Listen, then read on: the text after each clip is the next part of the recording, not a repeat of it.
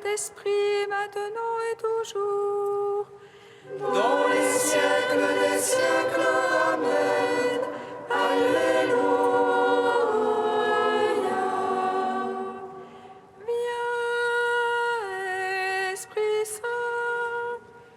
Illumine nos cœurs, remplis-nous de ta paix.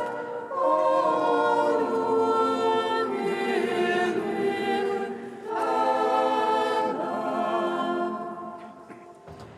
Tu es notre Père, ô Dieu, toi notre force, vraie source vive.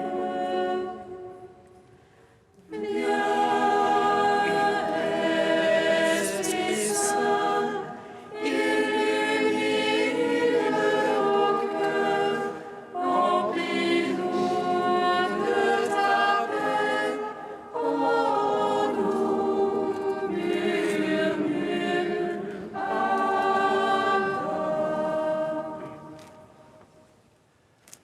Par ta croix, Seigneur, tu as détruit la mort. Tu as ouvert la honte, le paradis. Tu as changé en joie le deuil des saintes femmes. Et tu as donné l'ordre à tes apôtres de proclamer que tu es ressuscité, Christ Dieu, pour donner au monde la grâce du salut. Par ta croix, Seigneur, tu as détruit la mort. Tu as ouvert la honte, le paradis. Tu as changé en joie le deuil des saintes femmes. Et tu as donné l'ordre à tes apôtres de proclamer que tu es ressuscité, Christ Dieu, pour donner au monde la grâce du salut. Par ta croix, Seigneur, tu as détruit la mort. Tu as ouvert la honte, le paradis. Tu as changé en joie le deuil des saintes femmes. Et tu as donné l'ordre à tes apôtres de proclamer que tu es ressuscité, Christ Dieu, pour donner au monde la grâce du salut.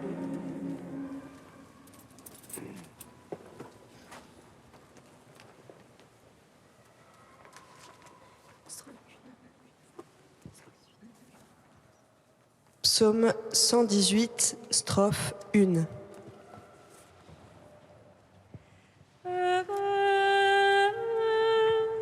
Ceux qui cherchent ta parole de tout leur cœur.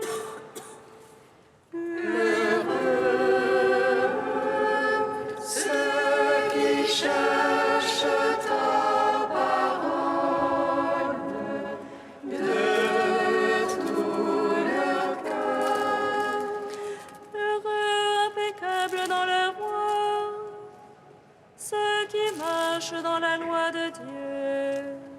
Heureux gardant son témoignage, ceux qui le cherchent de tout cœur. Et qui, sans commettre de mal, marchent dans ses voies. Toi, tu promulgues tes préceptes, à observer entièrement. Puissent mes voies se fixer à observer tes volontés. Alors je n'aurai nulle honte en revoyant tous tes ordres.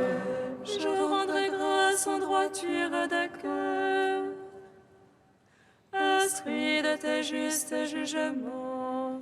Tes volontés je les veux observer.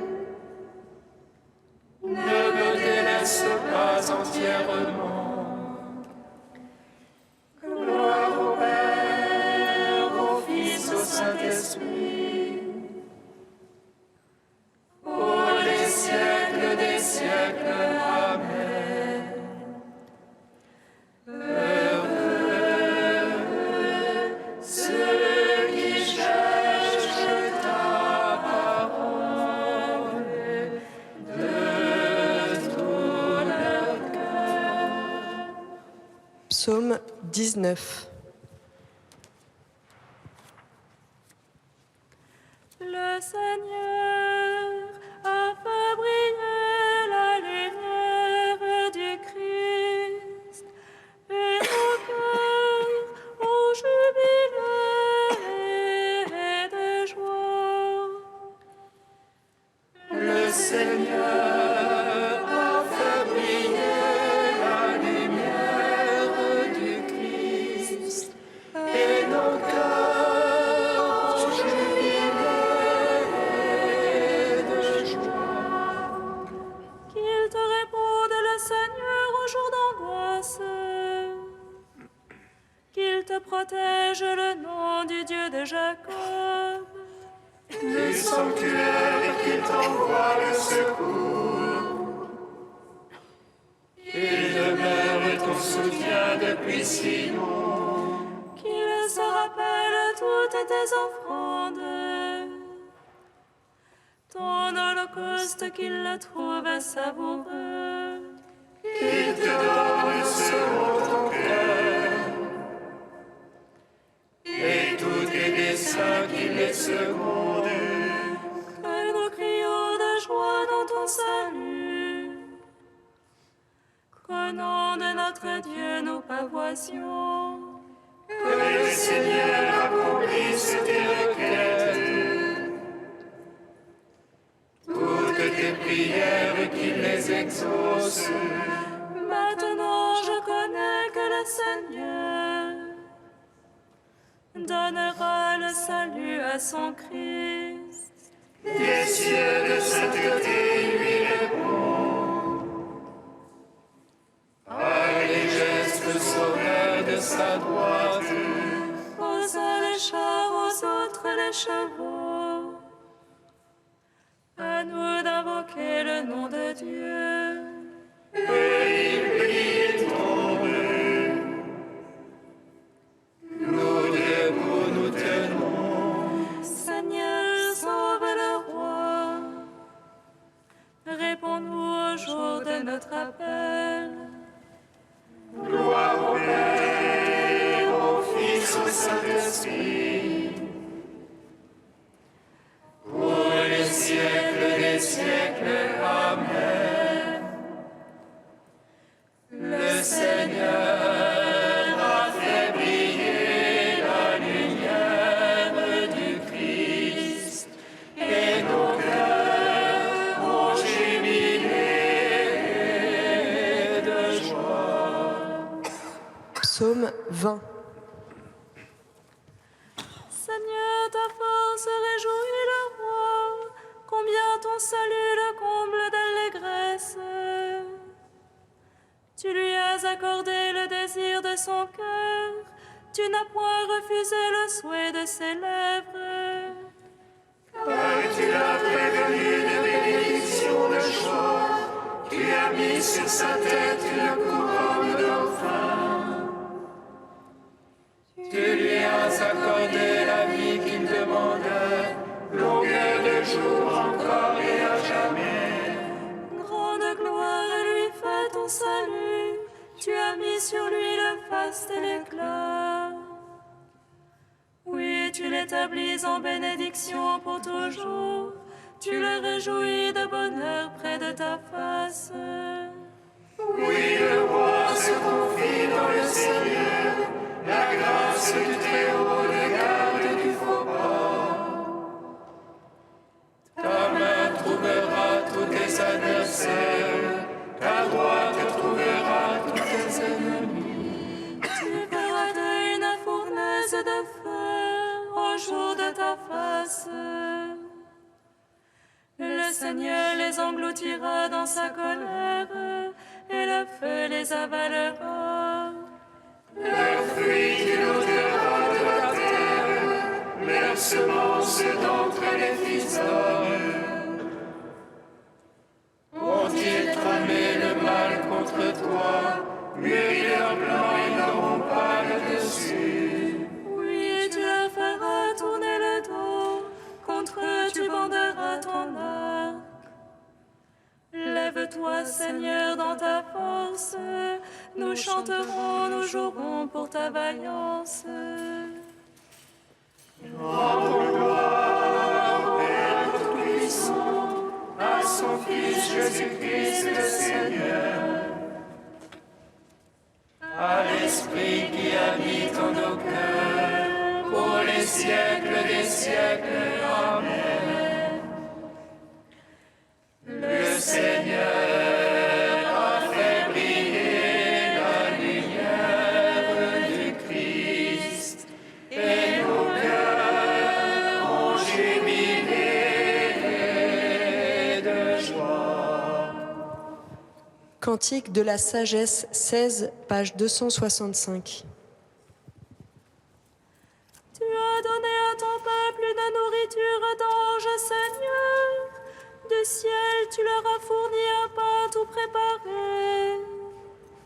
Un pain inlassablement donné, procurant toutes les délices. Il manifestait ta douceur envers tes enfants, à qui tu le donnais. Ils se changeaient en ce que chacun voulait, s'accommodant au goût de celui qui le prenait.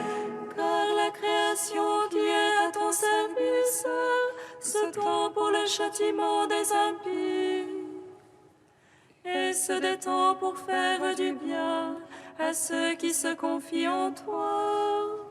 C'est pourquoi en se changeant en tout, elle se mettait au service de ta bonté et nourrissait selon ton désir ceux qui étaient dans le besoin. Ainsi tes fils, Seigneur, l'apprennent.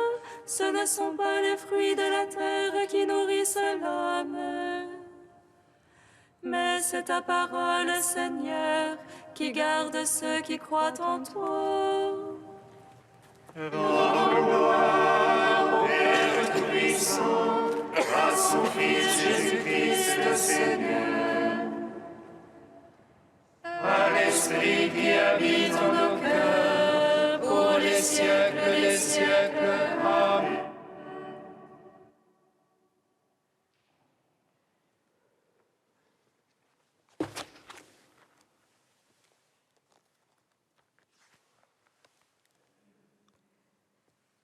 De frère Pierre-Marie, les béatitudes, heureux les doux. Jésus est notre première lumière, et d'emblée nous voici enseignés. Apprenez de moi que je suis doux et humble de cœur. Celui qui naît dans la douceur de cette nuit de Bethléem, avec comme premier témoin des bergers occupés à la garde des troupeaux, mourra sans un cri de protestation ni de haine sur la croix. Comme un agneau conduit à la mort, et comme devant les tondeurs, une brebis muette. À Nazareth, il grandit en sagesse, en taille et en grâce, comme un enfant soumis. Et là, 30 ans durant, il demeurera discret et humble, tel le serviteur du Seigneur, qui ne crie pas, n'élève pas le ton, et ne fait pas retentir sa voix dans les rues. Il calme les possédés, apaise ceux qui vocifèrent, accueille les petits enfants en les embrassant, prône le pardon des offenses et demande de ne point répliquer à l'insulte. Comme le bien-aimé du cantique, dont les paroles sont la douceur même, il instaure sur terre le règne de l'amour et proclame auprès de tous l'évangile de la paix. Il sait, comme le psalmiste, qu'on ne peut se fier à la violence. Il proclame, comme Anne, que ce n'est pas dans la force qu'on triomphe. Il enseigne, avec les sages, que la virulence des méchants les fait tomber dans le filet, et que fureur et brutalité finissent dans la ruine. Il redit après la Torah qu'on n'opprime pas son prochain. Il clame avec les prophètes que la violence n'a pas sa place dans la ville, qui doit rester une vision de paix. Au point d'en mourir un jour, victime des pires brutalités, au milieu des grands cris et des clameurs gagnant en violence.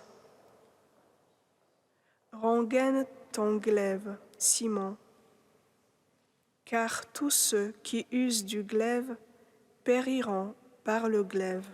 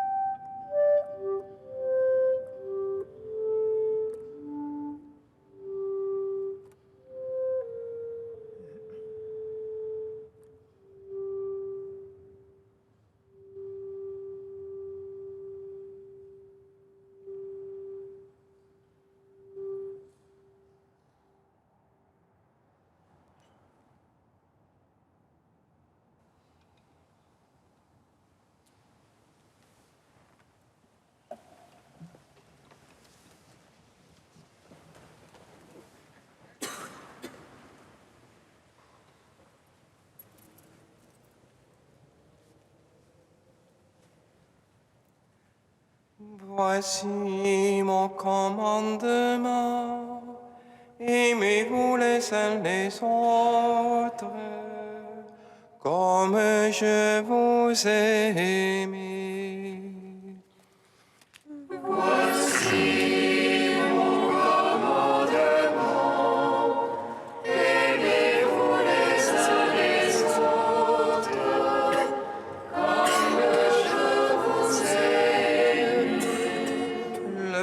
Accomplissement de la loi.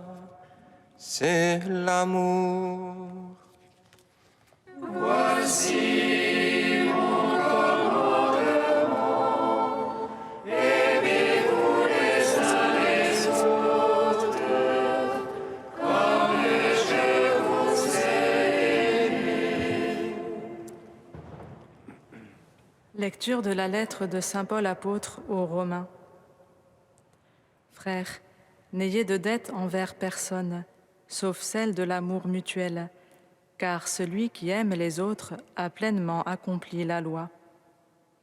La loi dit « Tu ne commettras pas d'adultère, tu ne commettras pas de meurtre, tu ne commettras pas de vol, tu ne convoiteras pas. » Ces commandements et tous les autres se résument dans cette parole « Tu aimeras ton prochain comme toi-même ».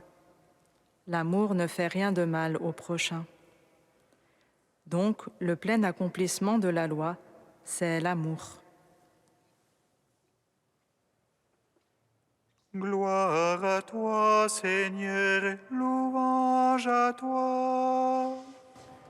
Gloire à toi, Seigneur, louange à toi. Tout au long de sa lettre aux chrétiens de Rome, Paul s'interroge sur la place de la loi. Quelle est la place de la loi par rapport à la foi? Quelle attitude adopter face aux lois et aux autorités civiles? Comment se comporter vis-à-vis de ceux qui se sentent encore, en conscience, liés par les préceptes de la loi juive? Ces questions touchent des champs très divers et les réponses à y apporter sont, évidemment, à nuancer. L'apôtre développe d'ailleurs chacune assez longuement au cours de sa lettre. Mais ici, il donne le principe directeur qui doit toujours guider ses réponses. Celui qui aime les autres a pleinement accompli la loi. Ce qu'il répète un peu plus loin, le plein accomplissement de la loi, c'est l'amour. Comme Jésus répondant à la question du jeune homme riche, Paul redit l'importance de garder les commandements de la loi, ces commandements très concrets.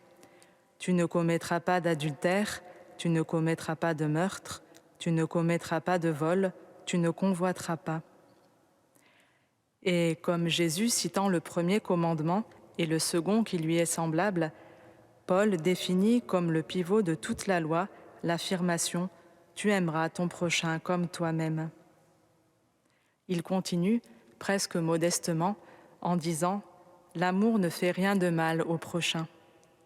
Pas d'abord l'amour fait, mais l'amour ne fait pas. L'amour ne fait rien de mal au prochain.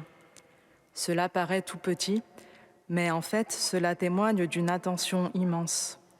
Ne pas nuire, ne pas blesser, mais aussi éviter ce qui risque de faire chuter mon frère, ma sœur.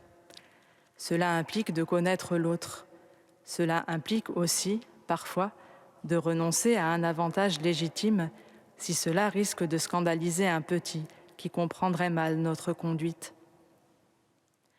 Ainsi, c'est un chemin ouvert que nous propose Paul, pas un chemin fermé, sous le mode « fais, ne fais pas », mais un chemin qui demandera le meilleur de chacun, non seulement son obéissance, mais aussi son inventivité, son bon sens, son regard personnel sur les situations, sa sensibilité à ce qui concerne le frère.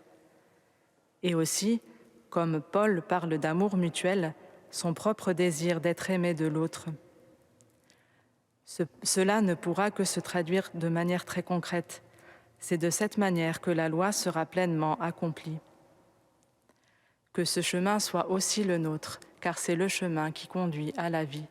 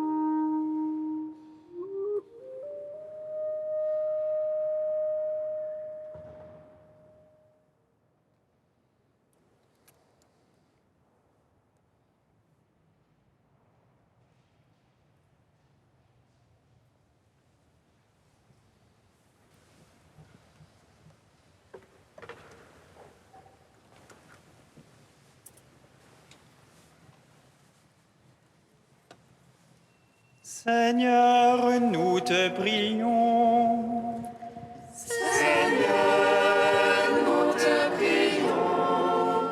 Nous te confions, Seigneur, toutes les personnes en situation de précarité matérielle. Fais grandir la solidarité, ouvre les cœurs et que ceux qui ont les moyens partagent avec ceux qui en ont moins.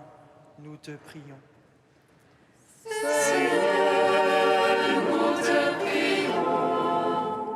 Nous te présentons, Seigneur, toutes les familles en difficulté. Que vienne sur elles ta bénédiction et que ton amour pour elles leur suscite toute l'aide nécessaire au quotidien.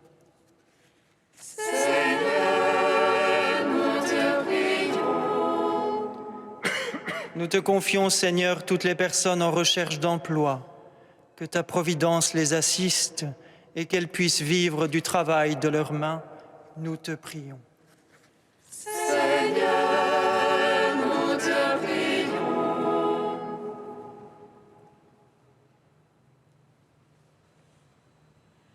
Saint Dieu, Saint fort, Saint immortel, prends pitié de nous.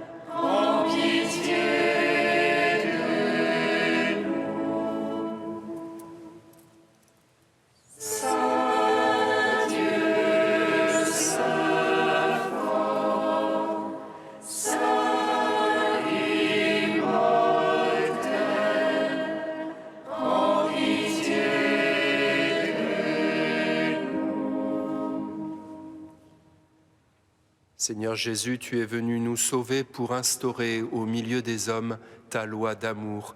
Nous te bénissons. À ton commandement, nous osons dire: Notre Père qui es aux cieux, Que ton nom soit sanctifié, que ton règne vienne, que ta volonté soit faite sur la terre comme au ciel.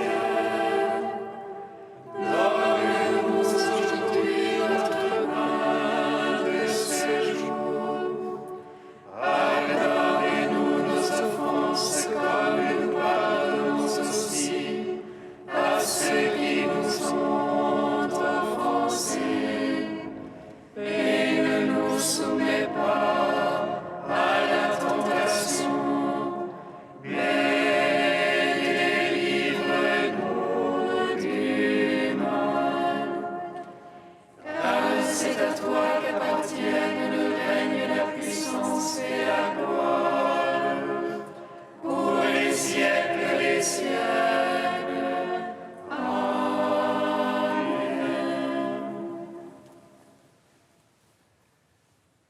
toi seul, Seigneur, es vraiment saint. Tu es la source de toute sainteté. Tu donnes sur terre à tes élus les grâces les plus diverses et tu les rassembles au ciel dans une même gloire.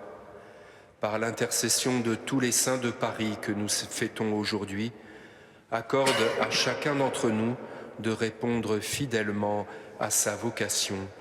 Par Jésus-Christ, ton Fils, notre Seigneur et notre Dieu, qui règne avec toi et le Saint-Esprit, maintenant et pour les siècles des siècles. Amen. Bénissons le Seigneur. Nous rendons grâce à Dieu.